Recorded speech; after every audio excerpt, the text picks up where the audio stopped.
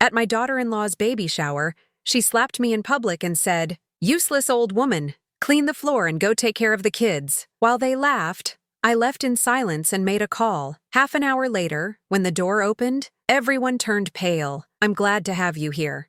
Follow my story until the end and comment the city you're watching from so I can see how far my story has reached. I stood in the doorway of Aurora's perfectly decorated living room, clutching the gift bag containing the hand-knitted baby blanket I'd spent 3 weeks making. The soft yellow yarn had been chosen carefully, gender-neutral and warm, each stitch woven with the love I felt for my future grandchild. I'd imagined this moment so many times, picturing Aurora's surprised smile when she opened it, maybe even a thank you hug. How naive I was. The baby shower was in full swing. 20-something women sat in a circle, their designer handbags arranged like trophies around their chairs. I recognized some faces from previous family gatherings, though none had ever made much effort to include me in their conversations. Aurora held court in the center, her pregnant belly prominently displayed in a form-fitting dress that probably cost more than my monthly Social Security check. "Martha, you're finally here," Aurora said without looking up from the mountain of gifts surrounding her. Her tone suggested I was late, though I'd arrived exactly when she'd told me to come. "The kitchen needs cleaning up. Some of the ladies spilled wine on the counter." I felt my cheeks burn, but I nodded. This wasn't unusual. At every family gathering for the past 3 years, since my son David married Aurora, I'd somehow become the unofficial help. I told myself it was just Aurora's way of making sure I felt useful, included in the preparations. I made my way to the kitchen, past the group of laughing women who barely acknowledged my presence. The counter was indeed messy. Sticky rings from wine glasses and crumbs from the elaborate catered appetizers scattered across the marble surface. I found a dish rag and began wiping, listening to the animated chatter from the living room. "Aurora, this stroller is gorgeous. It must have cost $800, someone exclaimed. "Actually, it was $1,200, Aurora replied with obvious pride. "David insisted we get the best for our little prince." I smiled despite myself. David had always been generous, even as a child. He'd saved his allowance for weeks to buy me a Mother's Day card when he was 8 years old. Now he was providing well for his growing family, and I was proud of him. "Martha, we need more champagne," Aurora called from the living room. "And bring some napkins." Someone dropped cake on the carpet. I opened 3 more bottles, arranging them on a silver tray Aurora had received as a wedding gift. My hands weren't as steady as they used to be, and I had to concentrate to avoid dropping anything. At 61, I wasn't as quick as I'd been during my working years, but I managed just fine living independently in my small apartment across town. When I returned to the living room with the champagne, the gift opening was in full swing. Aurora had unwrapped a designer diaper bag, a set of organic baby bottles, and what looked like enough baby clothes to dress triplets.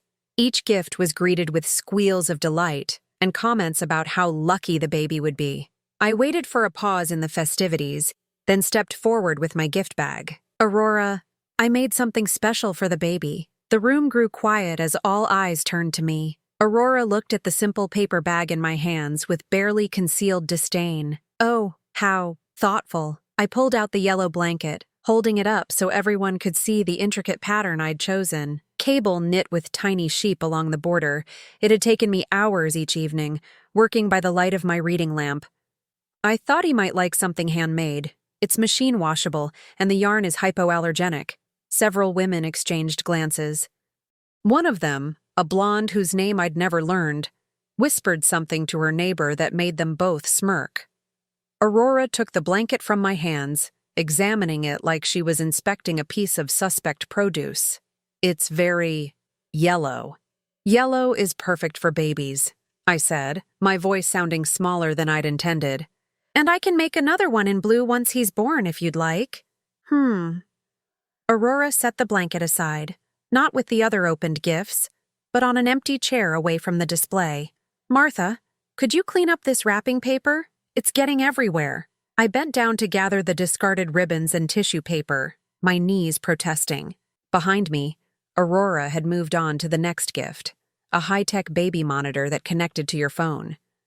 The excitement in her voice as she examined it was noticeably different from her reaction to my blanket. "This is amazing.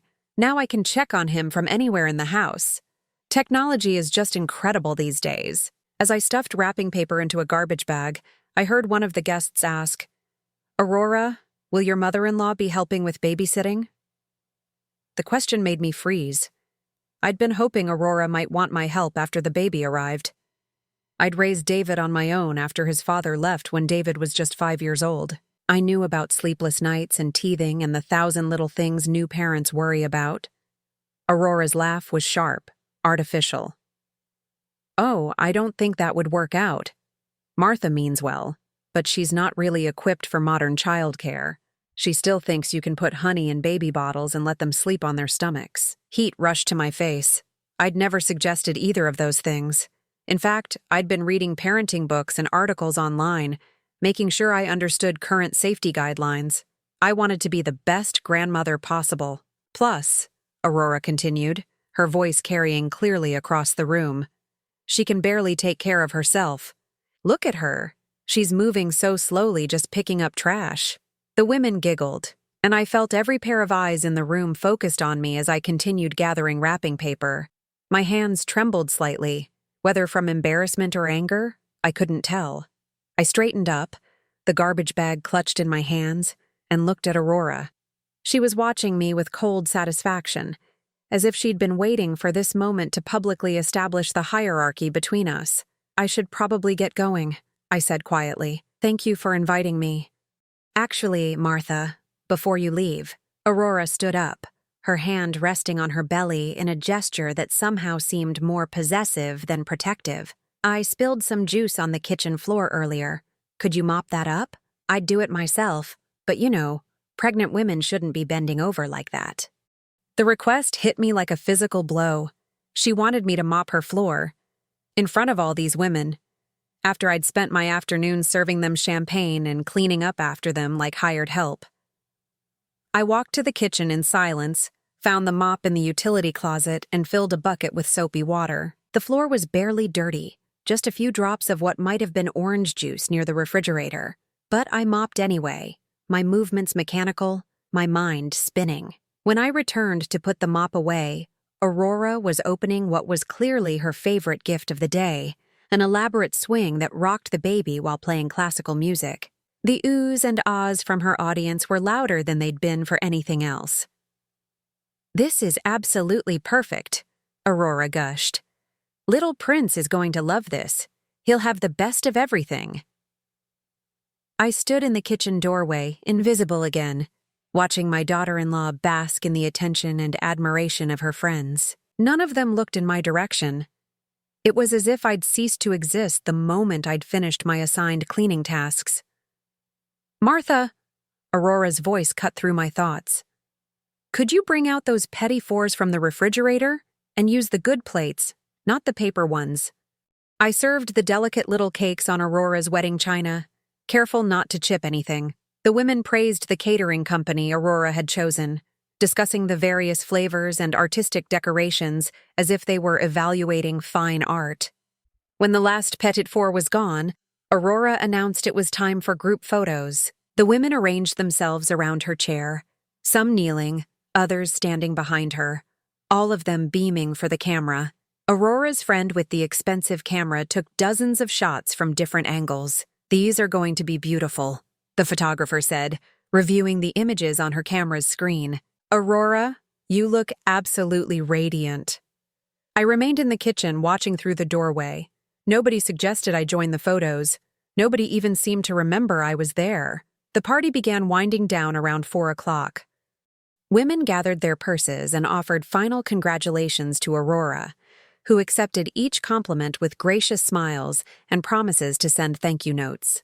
I started washing the china plates I'd used for the petit fours, wanting to make sure everything was clean before I left. "Martha."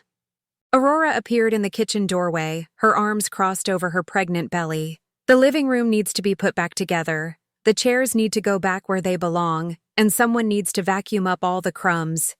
I looked past her at the living room, where at least 6 women were still chatting and taking final photos with their phones. "Of course, I'll take care of it," Good.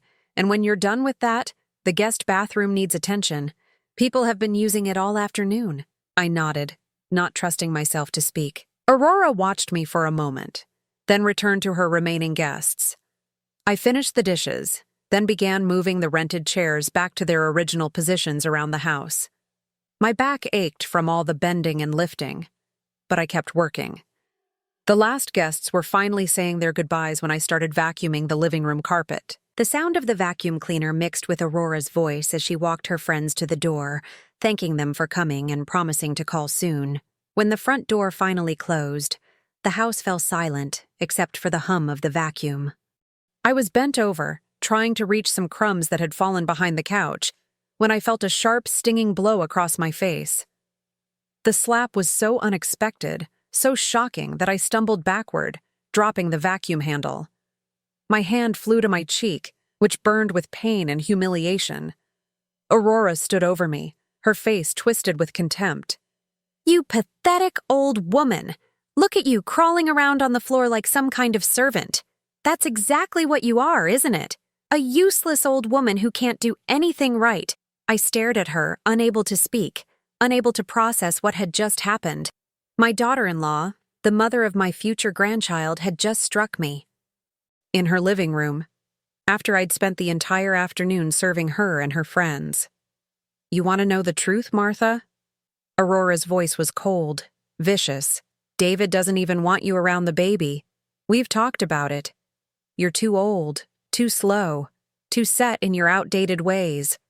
This baby deserves better than some decrepit grandmother who doesn't know the first thing about modern parenting." The words cut deeper than the slap. I touched my cheek again, feeling the heat radiating from where her hand had connected. "Clean up this mess and get out," Aurora continued. "And don't expect to be invited to any more family events. You've embarrassed yourself enough for one day." She turned and walked away, leaving me alone in the living room with the overturned vacuum and the scattered remnants of what should have been a joyful celebration. I stood there for a long moment, my cheek throbbing, my heart racing. Then, with movements that felt strangely calm and deliberate, I turned off the vacuum, wound up the cord, and placed it back in the utility closet. I gathered my purse and car keys from where I'd left them on the kitchen counter. I didn't finish cleaning up. I didn't put the furniture back exactly where it belonged. I simply walked to the front door, opened it, and stepped outside into the late afternoon sunshine. But before I got in my car, I pulled out my cell phone and scrolled through my contacts until I found the number I was looking for. A number I hadn't called in over a year, but one I knew would still work. The phone rang twice before a familiar voice answered. Well, Martha Reynolds. This is a surprise." "Hello, Patricia," I said, my voice steadier than I felt. "I think it's time we had that conversation you've been wanting to have." The drive home from Aurora's house passed in a blur of stop signs and traffic lights. My cheek still stung where she'd slapped me, but the physical pain was nothing compared to the humiliation that sat like a stone in my chest. I kept replaying her words, the venom in her voice when she called me pathetic, useless. What Aurora didn't know, what she couldn't possibly understand, was that I'd heard those exact words before. 35 years ago, from men in expensive suits who thought they could intimidate me into silence. Men who discovered, much to their regret, that they'd seriously underestimated Martha Reynolds. I pulled into my apartment complex parking lot and sat in my car for several minutes, staring at the modest building I'd called home for the past 8 years. After David moved out and got married, I'd sold the family house and downsized. Aurora had made several snide comments about my tiny apartment, always followed by fake concern about whether I was managing okay financially. The truth was, I was managing better than okay. I was managing very well indeed. My apartment might be small, but it was paid for in full. So was my car. So were the investments I'd been quietly building for over 2 decades. Aurora assumed I was living on Social Security and whatever small pension I might have from my years as a secretary. She'd never bothered to ask about my actual career, and I'd never volunteered the information. Why would I? People revealed their true characters when they thought you had nothing to offer them. I climbed the stairs to my second-floor apartment, each step feeling heavier than usual. Inside, I made myself a cup of tea and settled into my favorite reading chair, the one David had helped me pick out when I first moved in. The late afternoon sun streamed through the windows, illuminating the bookshelf that dominated one wall of my living room. Those books told a story Aurora would never expect: business management texts, human resources manuals, leadership development guides, books on negotiation, conflict resolution, and organizational psychology. Not exactly light reading for a retired secretary. But then again, I'd never been just a secretary. I pulled out my laptop, a machine Aurora probably assumed I used only for sending emails and looking at photos. She'd be shocked to know I maintained a LinkedIn profile with over 800 professional connections, or that I still received calls from former colleagues seeking advice on complex workplace situations. As the computer started up, I found myself thinking about Patricia Morrison, the woman I'd called from Aurora's driveway. Patricia had been trying to get me to come out of retirement for 3 years now, ever since she'd taken over as the regional director of human resources for a consortium of mid-sized companies throughout the state. "Martha, you know more about reading people than anyone I've ever worked with," she'd told me the last time we'd spoken. "These companies need someone who can see through the facades, spot the troublemakers before they cause real damage. You have a gift." I'd always deflected her offers, claiming I was enjoying my retirement too much to consider going back to work. The truth was more complicated. I'd left my career as Director of Human Resources at Hartwell Industries after 28 years because I was tired. Tired of the politics, the manipulation, the constant stream of people who thought they could charm or intimidate their way to success. I'd wanted peace, quiet, time to read novels instead of performance reviews, time to garden on my small balcony and knit baby blankets for the grandchild I'd hoped to spoil. But Aurora had just reminded me of something I'd temporarily forgotten. Sometimes peace isn't given, sometimes it has to be earned. I opened my email and began typing. "Dear Patricia, I've been reconsidering your offer. If the consulting position is still available, I'd like to discuss terms. I have some free time on my hands, and I think I'm ready to get back to doing what I do best. Best regards, Martha." I hit send before I could second-guess myself. While I waited for Patricia's response, I opened a different browser window and began the kind of research I'd once done for a living. Aurora Bennett, age 26, married to David Reynolds for 3 years. Previous employment history with Morrison Marketing Group, Stedman and Associates, and briefly with a small nonprofit called Community Outreach Partners. It took me less than 20 minutes to find what I was looking for. Morrison Marketing Group had been one of Patricia's client companies 2 years ago. I remembered her mentioning a particularly challenging case involving an employee who'd been dismissed for creating a hostile work environment. The employee had tried to sue for wrongful termination, claiming discrimination, but the case had been dismissed when evidence surfaced of her inappropriate behavior toward colleagues. The employee's name had been Aurora Bennett. I sat back in my chair, pieces of a puzzle beginning to fall into place. Patricia would have the full file, of course. Employment records, witness statements, documentation of the incidents that led to Aurora's dismissal. Information that would paint a very different picture of my daughter-in-law than the one she'd carefully crafted for David and his friends. My phone buzzed with a text message from Patricia. "Martha, so excited to hear from you. Can we meet tomorrow morning? I have a situation that could really use your expertise. Also, I have some information you might find interesting about someone you know." I smiled for the first time since leaving Aurora's house. Patricia had always been perceptive.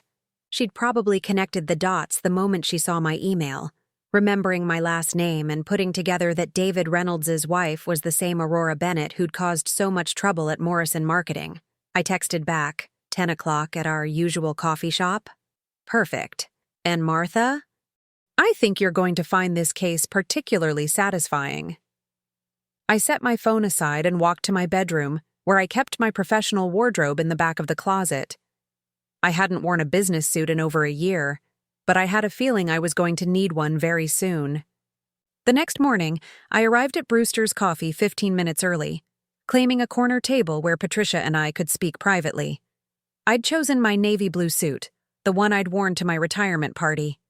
It still fit perfectly, and more importantly, It made me feel like the woman I'd been for nearly 3 decades, competent, authoritative, not someone you could slap and dismiss.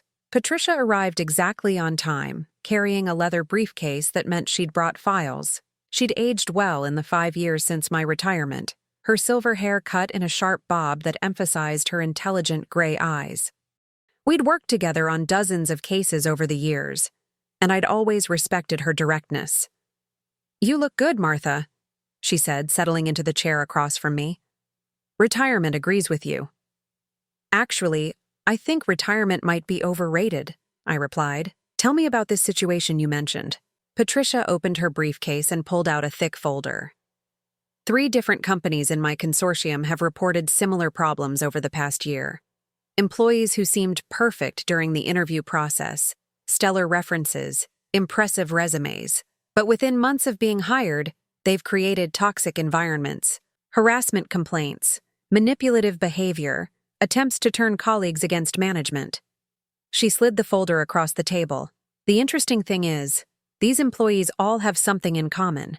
They're all highly skilled at presenting themselves as victims when they're confronted about their behavior. They claim discrimination, create sympathy among other employees, make themselves look like the wronged party. I opened the folder and began scanning the documents. 3 different companies, 3 different employees, but the patterns were strikingly similar. Charming interviews followed by gradual escalation of problematic behaviors, targeting of older employees or anyone they perceived as having influence, creation of workplace drama that distracted from productivity. "What do you need from me?" I asked, though I was already beginning to see the scope of the problem. "I need someone who can spot these manipulators before they're hired," Patricia said. "Someone who can see through the performance, ask the right questions, dig deeper into references. I need you to develop a screening process that protects these companies from hiring people who look perfect on paper but are actually toxic personalities." I nodded, understanding the challenge. In my years as an HR director, I'd encountered this type of employee before. They were often intelligent, attractive, and skilled at reading what people wanted to hear. They could be charming when it served their purposes, and ruthless when charm didn't work. "There's something else," Patricia continued, lowering her voice. "One of the employees I mentioned, the one at Morrison Marketing, her name was Aurora Bennett. I believe she's your daughter-in-law now." I met her gaze steadily. "Yes, she is. Martha, I can't share the specifics of her file without proper legal justification, but I can tell you that her departure from Morrison Marketing was contentious. Multiple complaints from female colleagues, inappropriate behavior toward supervisors, attempts to manipulate workplace relationships for personal gain." Patricia paused, studying my expression. "Is there something you need to tell me about why you're suddenly interested in coming back to work?" I considered my options. I could maintain my privacy, handle my family situation on my own, pretend that yesterday's humiliation was just a minor disagreement between relatives, or I could trust Patricia with the truth and see where it led. "Aurora slapped me yesterday," I said quietly, "at her baby shower, in front of a room full of women. Called me pathetic and useless, told me I wasn't fit to be around her baby." Patricia's expression hardened. "Physical assault is a crime, Martha. It's not about the slap," I said, though my cheek still felt tender when I touched it. "It's about the pattern. The way she's been systematically isolating me from my son, undermining my confidence, making me feel like I'm nothing more than an inconvenience in their lives." I looked down at the file in front of me, seeing my own situation reflected in the documented behaviors of Aurora's former colleagues. "I think my daughter-in-law is exactly the type of person you're trying to help companies avoid hiring," I continued. "And I think it's time someone did a proper background check on Aurora Bennett Reynolds." Patricia smiled, but it wasn't a pleasant expression. It was the smile of a woman who'd spent decades dealing with workplace bullies and knew exactly how to handle them. "Martha, I think your return to consulting is going to be more interesting than either of us expected." Patricia and I spent the rest of that morning laying out a plan that was both professional and deeply personal. She would provide me with access to Aurora's employment file from Morrison Marketing, along with the documentation from her other previous jobs. In exchange, I would help her develop the screening protocols she needed for her client companies. It was perfectly legitimate business. I was a consulting HR professional conducting research for a new assessment program. The fact that one of the case studies happened to be my daughter-in-law was simply a fortunate coincidence that would give me unique insight into the long-term effects of hiring toxic employees. By Thursday morning, I was sitting in Patricia's downtown office, a stack of files spread across the conference table between us.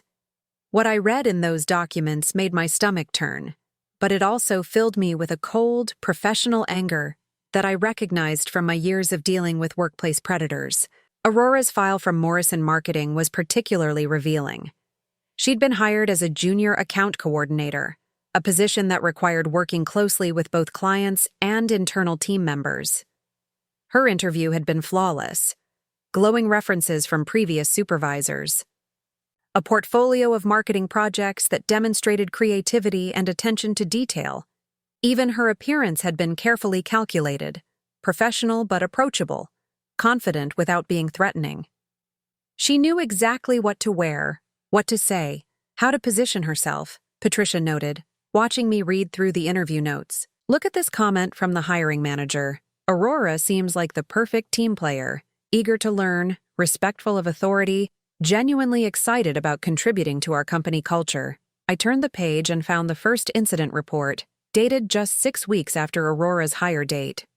Janet Morrison, a senior account manager with 15 years at the company, had complained that Aurora was undermining her authority with clients. According to Janet's statement, Aurora had been making disparaging comments about Janet's age and outdated methods during client meetings. Janet was 52, Patricia said quietly, exactly your age when you were dealing with similar challenges in your own career. The pattern that emerged over the following months was sickeningly familiar. Aurora would identify the most vulnerable person in any workplace dynamic, usually someone older or less confident, and systematically work to undermine their credibility. She never did anything overtly hostile that could be easily documented. Instead, she used subtle manipulation, sighing dramatically when older colleagues spoke in meetings, making helpful suggestions that implied their incompetence, positioning herself as the young, fresh alternative to outdated thinking. Look at this, I said, pointing to a complaint filed by the office manager, a woman named Carol Hendricks. Aurora volunteered to help with the holiday party planning, then gradually took over the entire process. When Carol tried to maintain some control over the budget, Aurora told everyone that Carol was being difficult and controlling, that she was probably feeling threatened by younger employees. Patricia nodded grimly. Classic divide and conquer. Make the target look unreasonable while positioning yourself as the victim of their unfair treatment. The final incident at Morrison Marketing had involved sexual harassment allegations against Aurora's direct supervisor, a man named Robert Chen.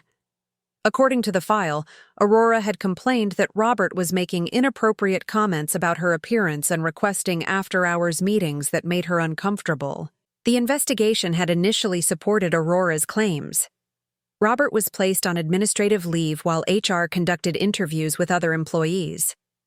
But then the investigation took an unexpected turn.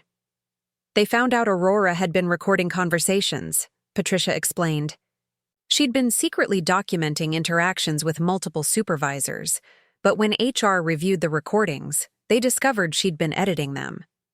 Taking comments out of context, splicing together different conversations to create scenarios that had never actually happened. I felt sick reading the details. Aurora had destroyed Robert Chen's reputation and career with fabricated evidence. He'd resigned rather than fight the charges, even after the truth came out, because the damage to his professional standing was already done. What happened to Aurora? Terminated for falsifying evidence and creating a hostile work environment.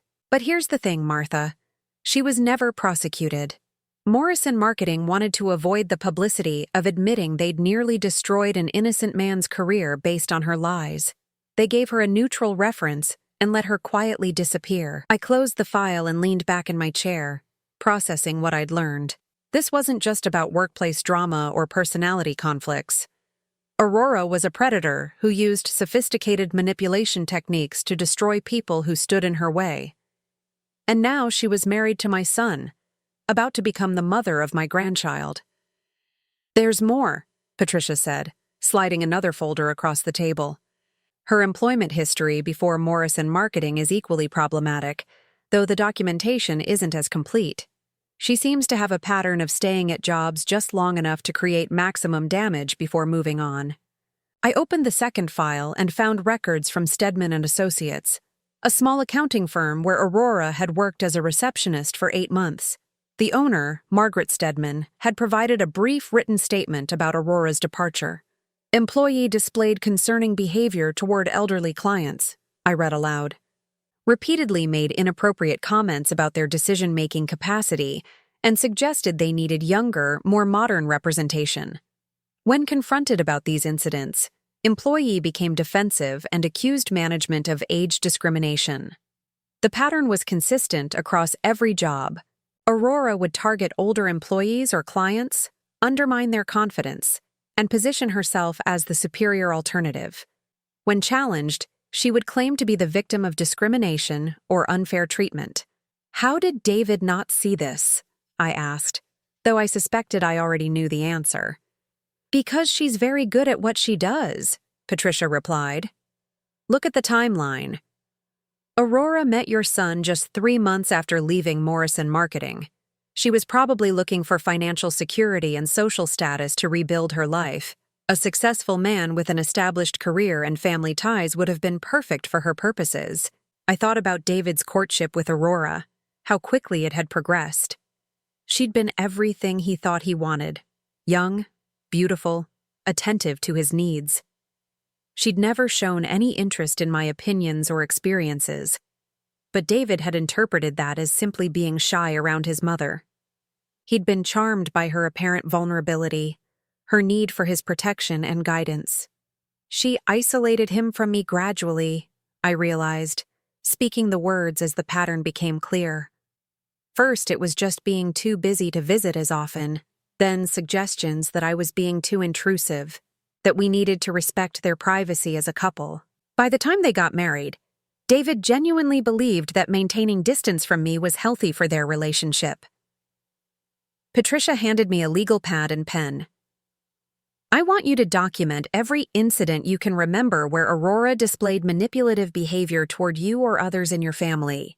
Dates, witnesses, specific comments. We're going to build a comprehensive profile." For the next 2 hours, I wrote down everything I could recall from the past 3 years. Aurora's subtle put-downs disguised as concern for my well-being. Her habit of scheduling family events when she knew I had other commitments, then expressing disappointment that I couldn't prioritize family time. The way she redirected conversations whenever I tried to share experiences or advice, making me feel like my input was unwelcome or irrelevant. "She's been conditioning David to see me as a burden," I said as I finished writing. "Every interaction she facilitated between us was designed to make me look needy, outdated, or intrusive.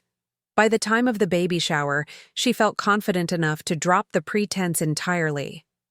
Patricia reviewed my notes, occasionally asking clarifying questions or requesting additional details. When she finished reading, she looked up at me with an expression I remembered from our most challenging cases. "Martha, what Aurora did to you yesterday wasn't just personal cruelty. It was a public demonstration of power. She wanted those women to see her put you in your place, to establish herself as the unquestioned authority in your family dynamic." I nodded, understanding the implications. "She's planning to use the baby as leverage to maintain that control. As long as David believes she's protecting their child from my negative influence, she can keep me marginalized indefinitely."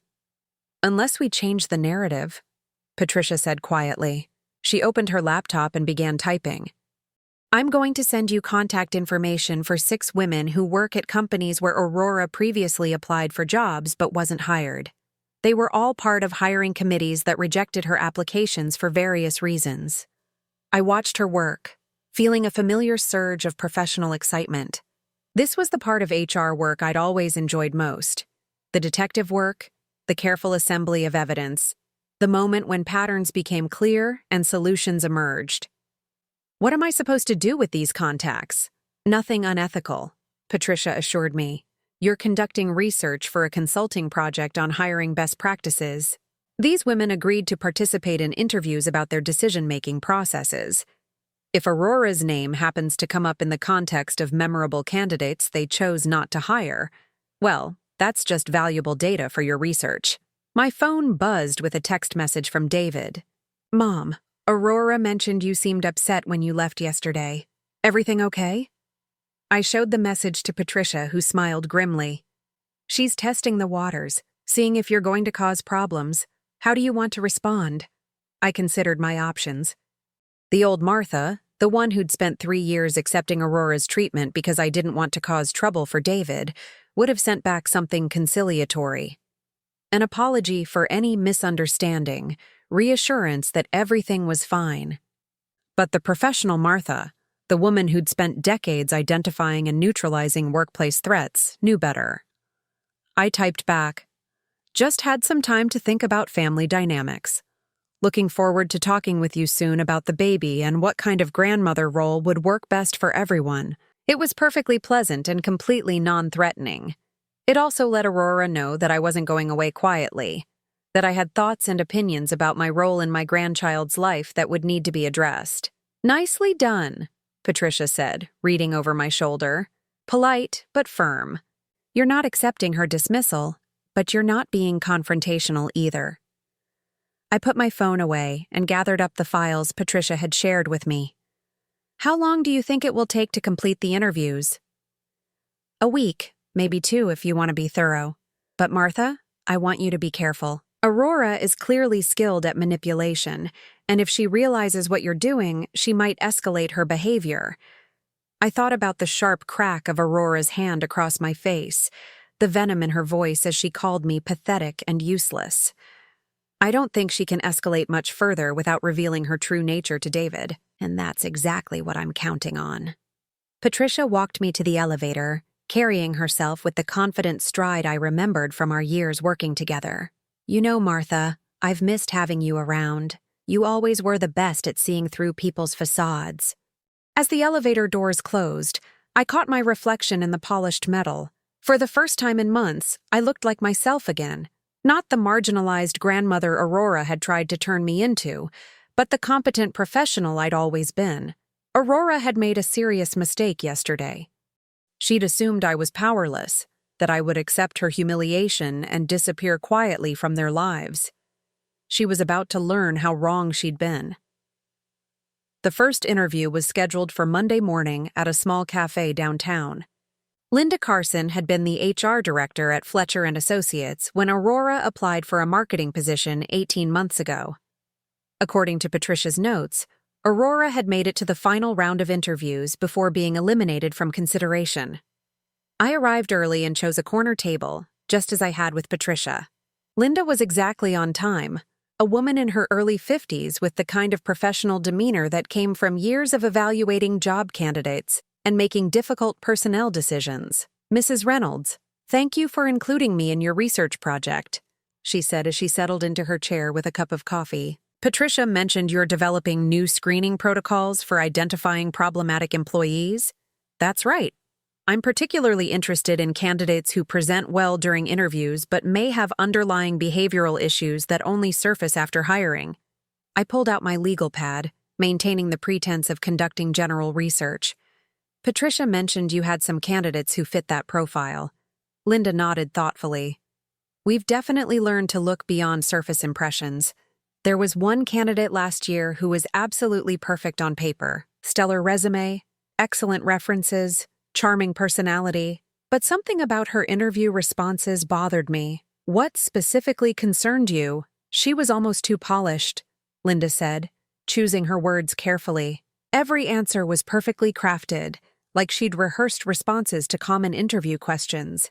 But when I asked her about challenging workplace situations she'd handled, her examples were all about conflicts with older colleagues who supposedly couldn't adapt to modern business practices." I felt a familiar chill of recognition. Did she provide specific examples? "Oh yes, very detailed stories. A supervisor who was resistant to new technology. A coworker who was stuck in outdated methods and couldn't handle constructive feedback. The way she described these conflicts, she was always the reasonable one trying to help stubborn older employees modernize their approach. Linda paused to sip her coffee, then continued. What bothered me was the pattern. Every challenging situation she described involved someone significantly older than herself, and in every case, she positioned herself as the solution to their inadequacy. I made notes on my pad, though I could have recited Aurora's tactics from memory by now. How did you handle the situation? I called her references, of course, but I also did something we don't usually do. I reached out to some of the people she'd mentioned in her examples, not to violate confidentiality, but to get a sense of the workplace culture at her previous employers. This was interesting. Most hiring managers stopped at the provided references, trusting that previous employers would give honest assessments. Linda had gone deeper. What did you discover? The woman she'd described as a resistant supervisor was actually a 25-year veteran with an excellent reputation for mentoring younger employees. When I spoke with her former colleagues, they painted a very different picture of the workplace conflicts our candidate had described. Linda leaned forward, lowering her voice even though we were in a public place. According to multiple sources, this candidate had systematically undermined the older supervisor's authority, questioned her decisions in front of clients, and made disparaging comments about her age and competence. The supervisor had actually filed complaints about the candidate's behavior before ultimately requesting a transfer to a different department. I felt my anger building again, the same cold fury I'd experienced reading Aurora's employment files. Did you confront the candidate about these discrepancies? I brought her back for a final interview and asked some pointed questions about her version of events. She became very defensive, claimed that older employees often gang up on younger workers when they feel threatened by change. She actually suggested that my questions indicated bias against younger candidates. The manipulation was textbook Aurora. When caught in lies or inconsistencies, she immediately shifted to claiming victimhood and accusing others of discrimination. Obviously, we didn't hire her, Linda continued. But the experience taught me to be much more thorough in checking references, especially when candidates' stories seem too convenient or consistently position them as the reasonable party in workplace conflicts. I thanked Linda for her time and moved on to my next interview, scheduled for that afternoon. The pattern repeated itself with disturbing consistency. Sarah Mitchell from Consolidated Services had a similar story about Aurora's interview process, including the same red flags about conflicts with older colleagues and the same defensive response when questioned about specifics. By the end of the week, I'd spoken with all 6 women Patricia had identified. Every single one had recognized the warning signs that David, blinded by Aurora's charm and apparent vulnerability, had missed entirely.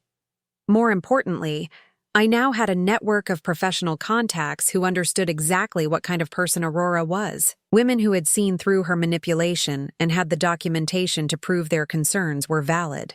Friday afternoon, I called Patricia to report my findings. You were right about the pattern being consistent, I told her. Aurora has been using the same tactics for years, targeting older employees and supervisors, then claiming discrimination when she's called out for her behavior. How are you feeling about everything you've learned? Patricia asked. I considered the question carefully.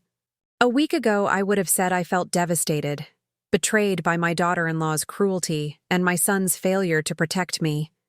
But now, armed with evidence of Aurora's true nature, I felt something different.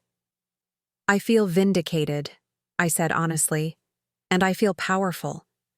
For the first time in 3 years, I understand what I've been dealing with. What's your next move? That was the question I'd been pondering all week. I had the evidence I needed to expose Aurora's pattern of behavior, but I also had to consider the collateral damage. David loved his wife, or at least loved the person he thought she was. He was about to become a father, excited about starting his family. Even if I could prove Aurora's manipulative nature, would David thank me for destroying his marriage and his vision of his future? I think I need to let Aurora make the next move, I said finally. She's gotten away with her behavior for so long because her victims have either been isolated or intimidated into silence. But I'm not isolated anymore, and I'm definitely not intimidated. Patricia was quiet for a moment. Martha, be careful. Cornered predators can be dangerous. I understood her concern, but I also knew something Aurora didn't. I wasn't the helpless grandmother she'd been conditioning David to see. I was a professional with decades of experience dealing with toxic personalities, and now I had a network of allies who understood the threat she represented. The test came sooner than expected. Saturday evening, David called to invite me to dinner Sunday night. Aurora thought it would be nice to have a family meal before the baby comes, he said, his tone suggesting this had been Aurora's idea rather than his own. That sounds lovely, I replied, though I knew this was no peace offering. Aurora had spent the week testing whether I would cause problems after the baby shower incident. My carefully neutral responses had apparently convinced her that I needed to be brought back under control. Great. Aurora's really looking forward to it. She mentioned she might have been a little stressed at the baby shower with all the excitement and everything. You know how pregnancy hormones can be. There it was. Aurora had already begun rewriting history, turning her calculated cruelty into a minor misunderstanding caused by pregnancy stress. David had bought the explanation completely, probably relieved to have a simple reason for the tension he'd sensed between us. Of course, I said. Pregnancy can be overwhelming. I'm sure everything will be fine. Sunday evening, I arrived at David and Aurora's house at exactly 6 o'clock, carrying a bottle of wine and a small gift bag. This time, I hadn't spent weeks knitting something special. This time, I'd chosen my gift very carefully from a boutique baby store. Aurora greeted me at the door with a bright smile that didn't reach her eyes. Martha, so good to see you. Come in, come in. She was wearing a flowing maternity dress that emphasized her pregnant belly, her hair styled in soft waves that made her look younger and more vulnerable than usual. The performance was carefully calculated to remind me of her protected status as David's pregnant wife. You look lovely, Aurora, I said, handing her the wine, and I brought a little something for the baby. She accepted the gift bag with apparent delight, pulling out the tissue paper to reveal a silver picture frame engraved with baby's first photo. It was elegant, expensive, and completely impersonal. Oh, how thoughtful, Aurora said, though I could see the confusion in her eyes. She'd been expecting something handmade, something personal that she could dismiss or criticize. The professional gift gave her no opening for subtle insults. David appeared from the kitchen, wiping his hands on a dish towel. Mom, perfect timing. Dinner's almost ready. Us? He hugged me warmly, and I felt a pang of sadness at how genuinely happy he seemed. Whatever else Aurora was, she'd made him feel loved and valued. I had to remember that any action I took would affect his happiness, not just hers. Over dinner, Aurora played the role of gracious hostess perfectly. She asked about my week, complimented my outfit, and shared updates about her pregnancy with appropriate excitement. To anyone watching, we looked like a normal family, having a pleasant meal together. But I was watching her more carefully now, seeing the calculation behind every gesture. The way she positioned herself physically between David and me. The subtle redirections whenever I tried to contribute to conversations about the baby or family plans. The practiced expressions of concern when she asked about my health or my little apartment. Martha, David and I have been talking about childcare arrangements, Aurora said as we finished the main course. Since you've mentioned wanting to help with the baby, we thought we should discuss what that might look like. Here it came, the real purpose of this dinner. We've decided it would be best to start with very limited visits, Aurora continued, her hand resting protectively on her belly. Maybe an hour or two once a month, always with one of us present, of course, just until we establish our routines and make sure the baby is adjusting well to family interactions. David nodded along, clearly believing this was a reasonable compromise. We want to make sure everyone's comfortable, especially in those first few months when babies are so fragile. 1 hour, once a month, with supervision. Aurora was offering me the role of distant acquaintance rather than grandmother, wrapped in language that made it sound like she was being generous. A month ago, I would have accepted these terms gratefully, thankful for any access to my grandchild. Tonight, I simply smiled and nodded. That sounds very thoughtful. You're right that establishing routines is important for new parents. Aurora's eyes narrowed slightly. She'd expected me to argue, to plead for more time, to give her an excuse to reduce the offer even further. My calm acceptance wasn't the reaction she'd planned for. Of course, if you're not comfortable with those arrangements, we understand, she added, probing for a different response. Not at all, I said pleasantly. You're the parents. These decisions are entirely up to you. David looked relieved at my cooperative attitude. Aurora looked frustrated. After dinner, as David cleared the dishes, Aurora followed me into the living room under the pretense of showing me the nursery preparations. The moment we were alone, her mask slipped. I don't know what game you think you're playing, Martha, she said quietly, her voice lacking the warmth she'd displayed all evening. But don't think I don't see through your little act. I turned to face her, keeping my expression neutral. I'm not sure what you mean. You've been different this week. The texts, the phone calls, the way you're behaving tonight. You're planning something, and I want you to know that whatever it is, it won't work. For a moment, I was tempted to lay my cards on the table, to tell her exactly what I'd learned about her employment history, her pattern of manipulation, her systematic destruction of other people's careers and reputations, to let her know that I was no longer the isolated, powerless woman she'd been tormenting for 3 years. Instead, I smiled. Aurora, I think pregnancy really is affecting your judgment. I'm just trying to be a good grandmother. Her jaw tightened. Stay in your lane, Martha. You have no idea what I'm capable of.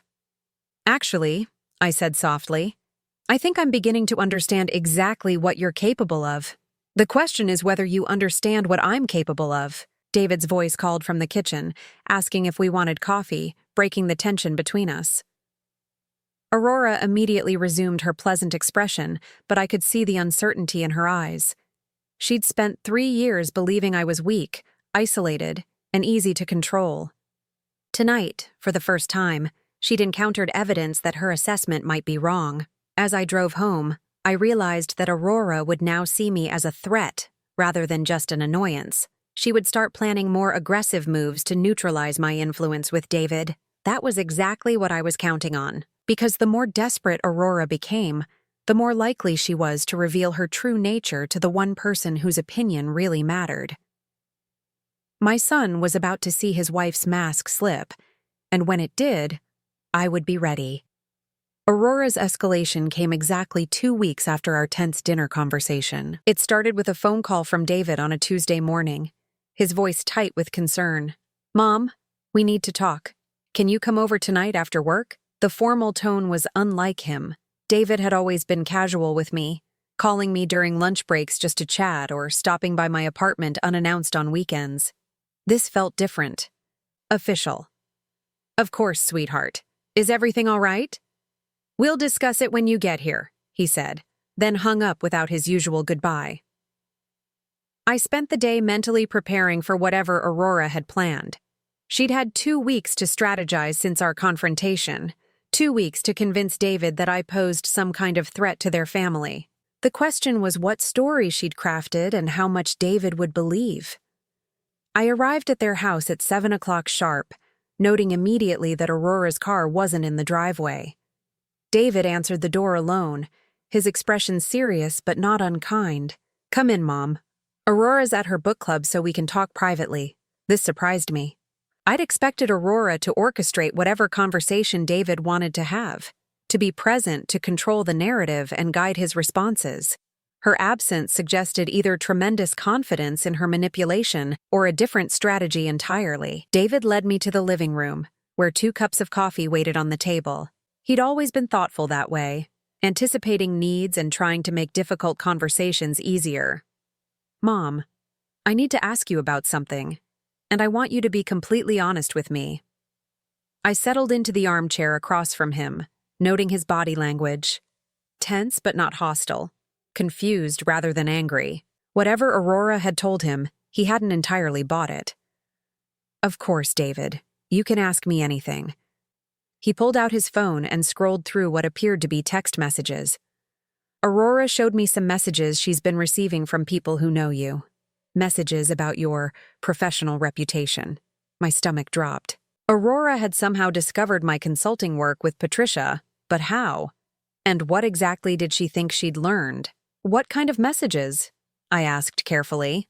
David read from his phone. Your mother-in-law has been asking questions about Aurora's employment history. She's been interviewing people who worked with Aurora at previous jobs, trying to dig up dirt. You should know that Martha is spreading rumors about Aurora being a problem employee. The message was unsigned, but I recognized the manipulation immediately. Aurora had created fake contacts, probably using burner email accounts or temporary phone numbers, to send David anonymous warnings about my activities. It was a sophisticated approach that played on his protective instincts while making me look like the aggressor. David, I can explain. There's more, he interrupted, reading another message. Martha is working with some HR consultant to build a case against Aurora. She's been lying about conducting research when she's really trying to sabotage Aurora's reputation. You need to protect your family from her interference. I sat in silence, impressed despite myself by Aurora's strategy. She'd taken the truth of my consulting work and twisted it into evidence of malicious intent. The facts were accurate enough that I couldn't simply deny them, but the context had been completely distorted. Mom, please tell me this isn't true. Please tell me you haven't been investigating my wife behind our backs. The pain in his voice was genuine. David felt betrayed, not just by my actions, but by the possibility that his mother and wife couldn't coexist peacefully in his life. I had a choice to make. I could deny Aurora's allegations, stick to the cover story about general research, and hope David would believe me over anonymous messages. Or I could tell him the truth and risk destroying his marriage and his happiness. David, I need you to listen to me very carefully, I said, making my decision. Yes, I have been learning about Aurora's employment history, but not for the reasons those messages suggest. His face fell. Mom, how could you? Because she slapped me, I said quietly. At the baby shower, in front of 20 women, your wife struck me across the face and called me pathetic and useless. David's mouth opened, then closed. For a moment, he looked like the confused little boy he'd been when his father left, trying to make sense of adult behavior that didn't match what he'd been told. That's not. Aurora said you had an argument about childcare arrangements. She said you became upset when she asked you to respect their parenting decisions. I pulled out my phone and opened the voice recording app I'd started using after my meeting with Patricia. It was a habit I'd developed during my HR years, a way to protect myself in difficult conversations. David, I'm going to tell you exactly what happened that day, and then I'm going to show you why it matters. But first, I need you to promise me that you'll listen to everything before you make any judgments. For the next hour, I walked David through the events of the baby shower. The way Aurora had treated me like hired help, the escalating humiliation, the physical assault that followed.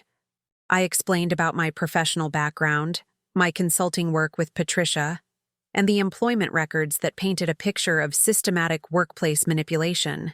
David listened in silence, his expression shifting from skepticism to concern to something approaching horror as I laid out the evidence. These documents show that Aurora has a pattern, I concluded, spreading Patricia's files across the coffee table. She targets older employees, undermines their confidence, creates hostile work environments, and then claims to be the victim when she's confronted about her behavior.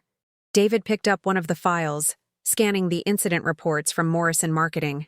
This says she falsified evidence to file sexual harassment claims against her supervisor. She destroyed an innocent man's career, David, and when the truth came out, she moved on to her next job and started the pattern all over again. I watched my son process this information, seeing the moment when professional knowledge overtook emotional denial. David was an engineer, trained to analyze systems and identify flaws. The documentation I'd provided painted a clear picture of systematic predatory behavior. "Why didn't you tell me this before?" he asked finally. "Because I hoped I was wrong. Because I wanted to believe that marriage had changed her, that becoming a mother would bring out better qualities. Because I love you, and I didn't want to destroy your happiness based on suspicions." David set down the file and looked at me with eyes that held too much new knowledge. "What changed your mind?" "The slap.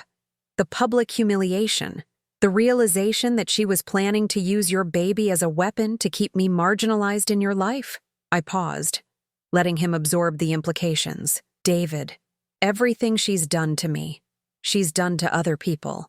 The only difference is that I have the resources and professional connections to fight back. We sat in silence for several minutes while David absorbed what he'd learned.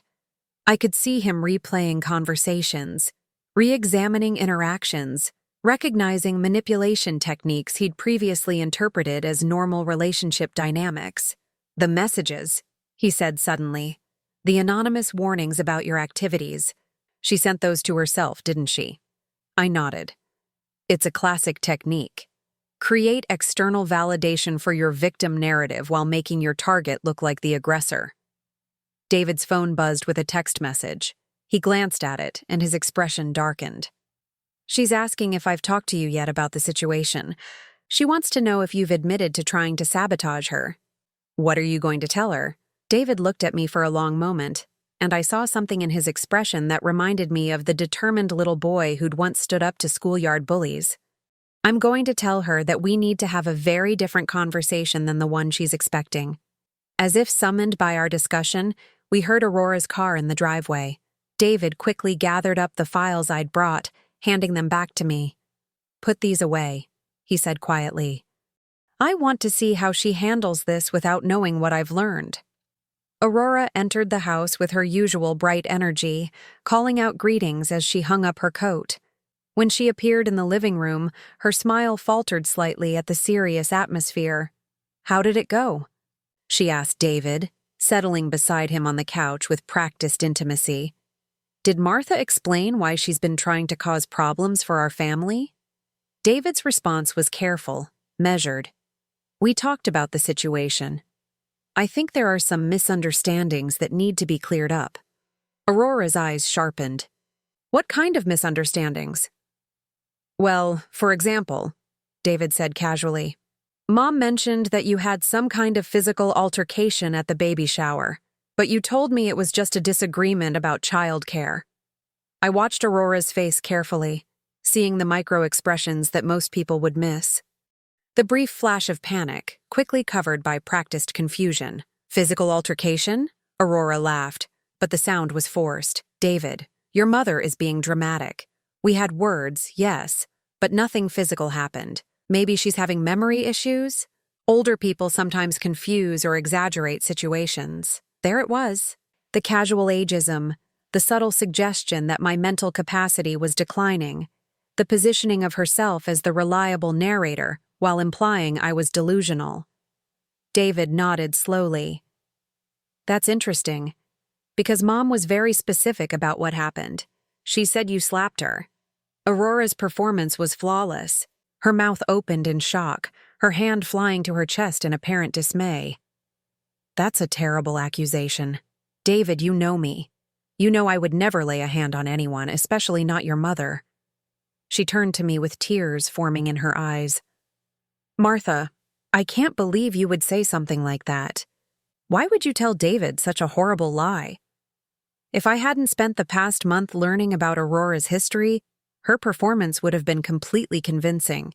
The hurt confusion, the wounded innocence, the implied disappointment that I would fabricate such a serious allegation. But I had learned about her history. I knew exactly how skilled she was at playing the victim. I'm not lying, Aurora, I said calmly. You slapped me in your living room after calling me pathetic and useless. It happened right after you made me mop your kitchen floor in front of your guests. Aurora's tears flowed more freely now. David, this is exactly what I was worried about. Your mother is clearly having some kind of breakdown. First, she's secretly investigating me like I'm some kind of criminal.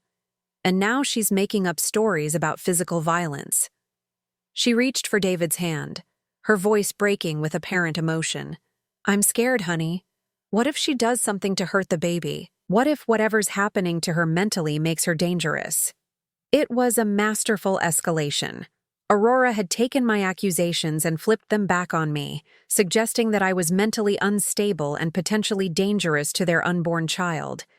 She was forcing David to choose between protecting his pregnant wife or believing his supposedly delusional mother. David looked between us, and for a moment, I feared Aurora's performance had been too convincing. Then he spoke, his voice quiet but steady. Aurora, where did you work before Morrison Marketing? The question came out of nowhere, at least from Aurora's perspective. She blinked, clearly caught off guard by the change of subject.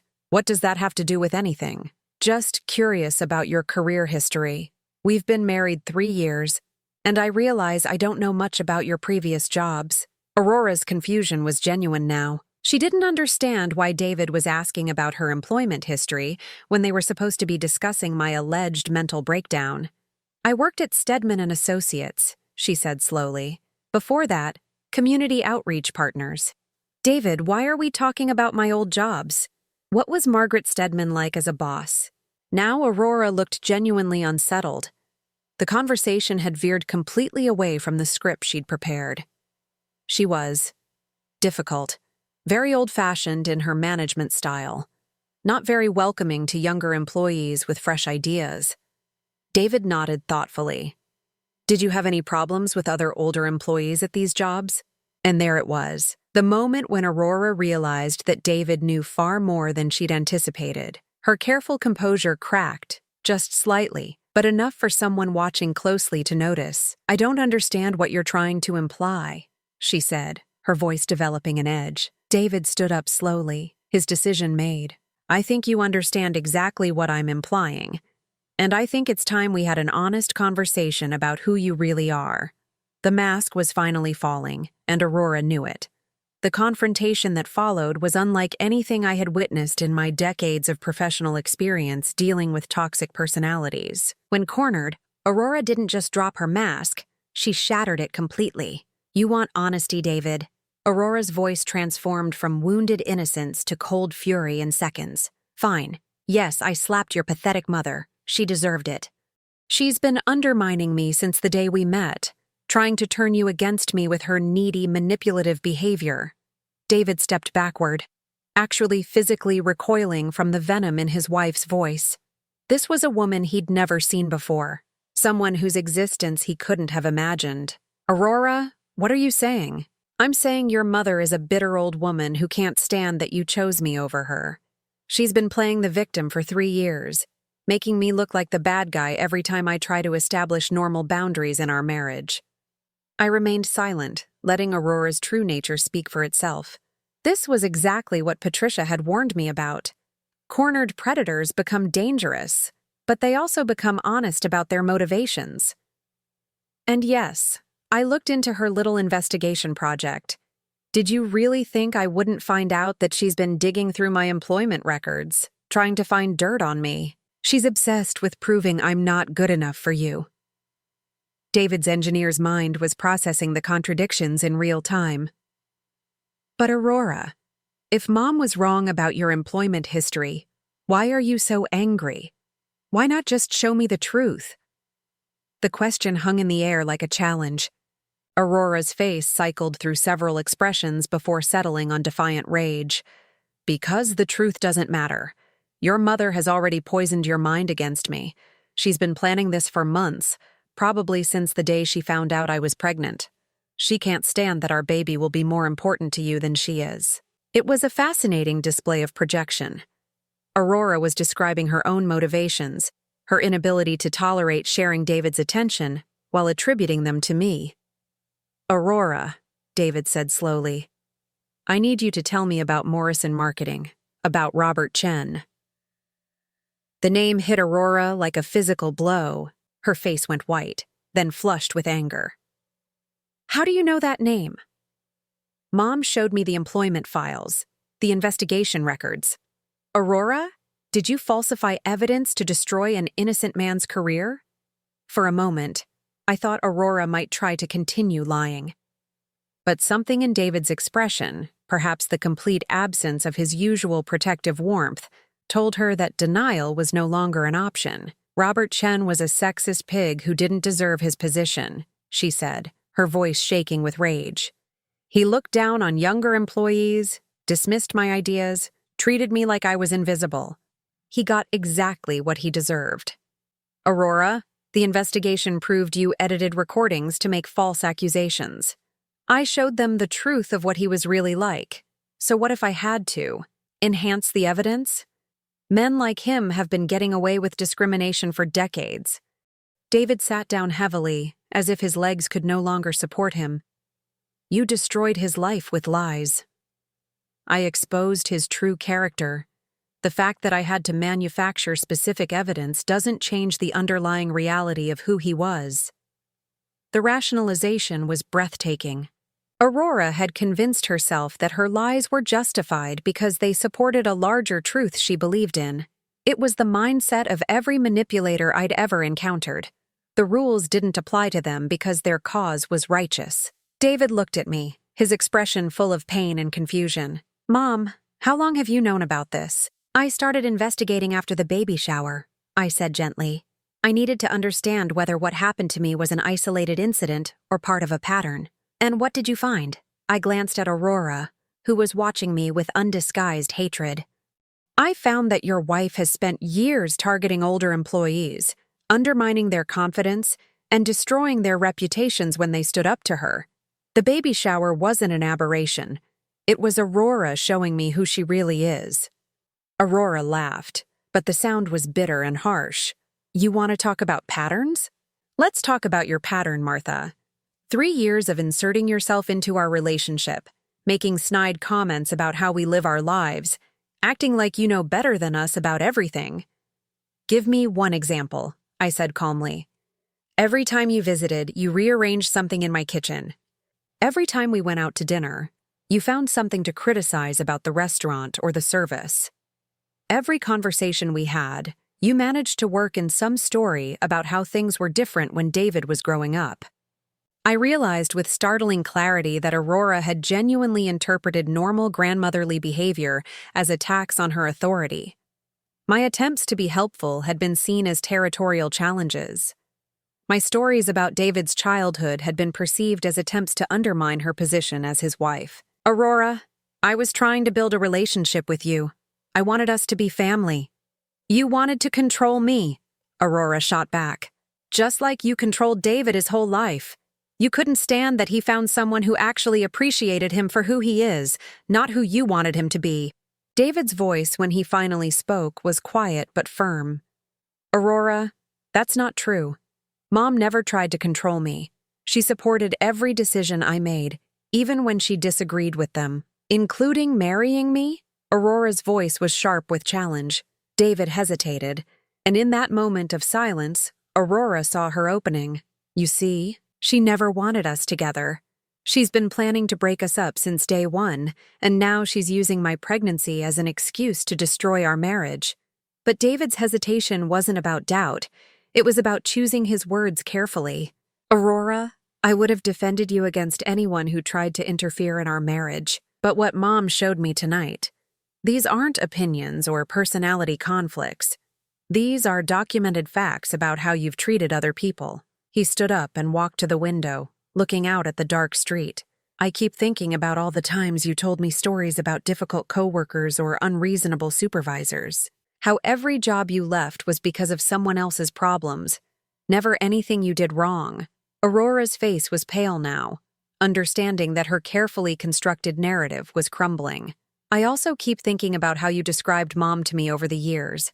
How you gradually convinced me that she was needy, intrusive, unable to respect boundaries. How I started seeing her attempts to be involved in our lives as selfish demands for attention.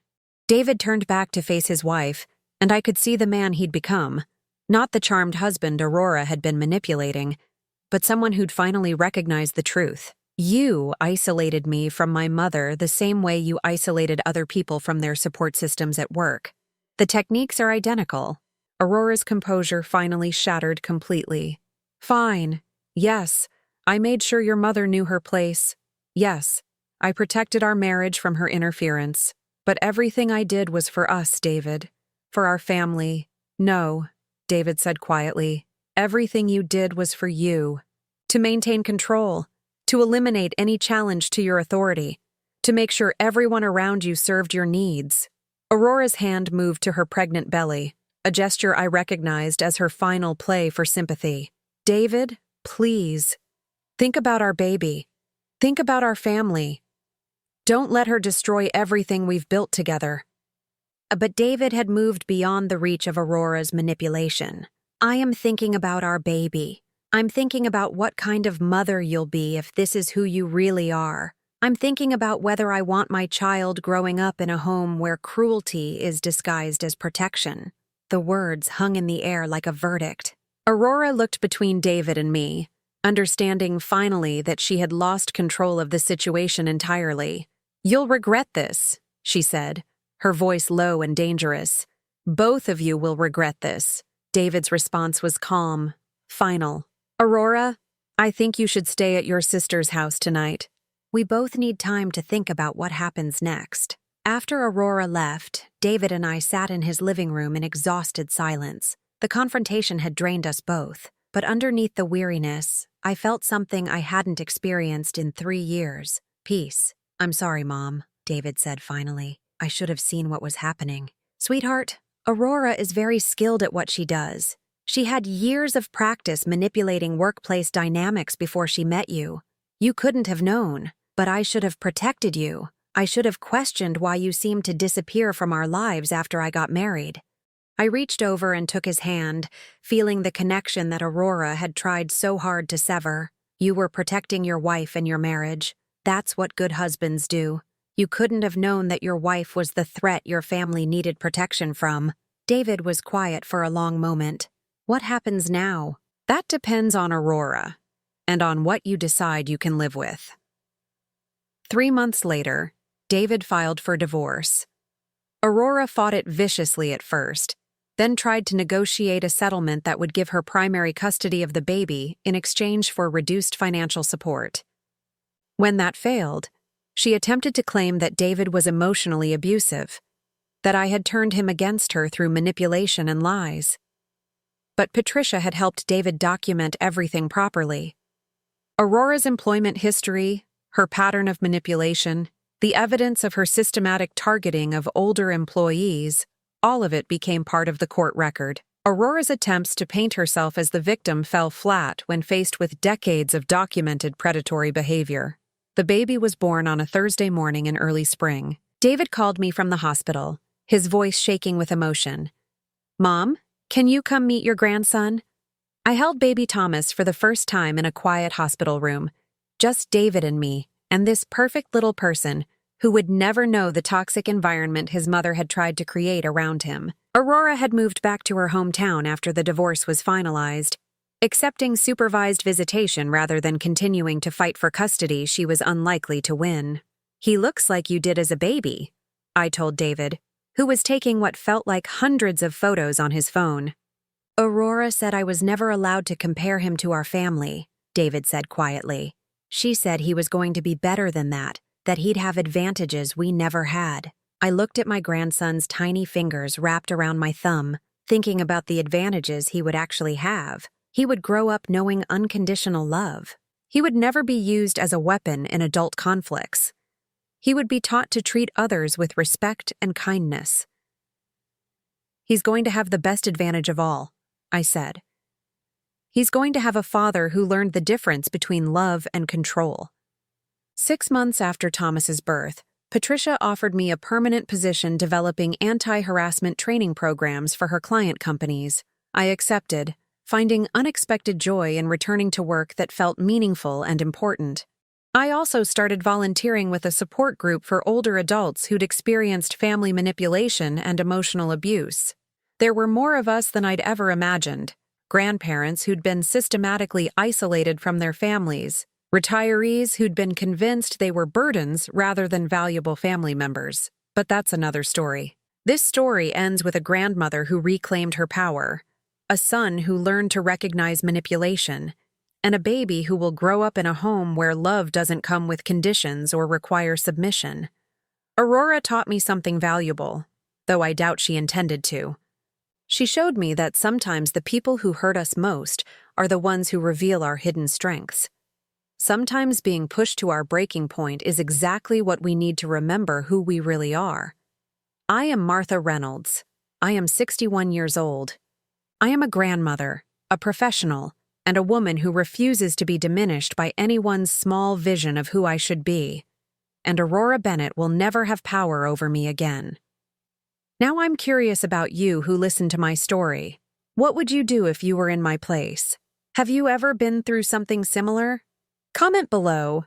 And meanwhile, I'm leaving on the final screen 2 other stories that are channel favorites, and they will definitely surprise you. Thank you for watching until here.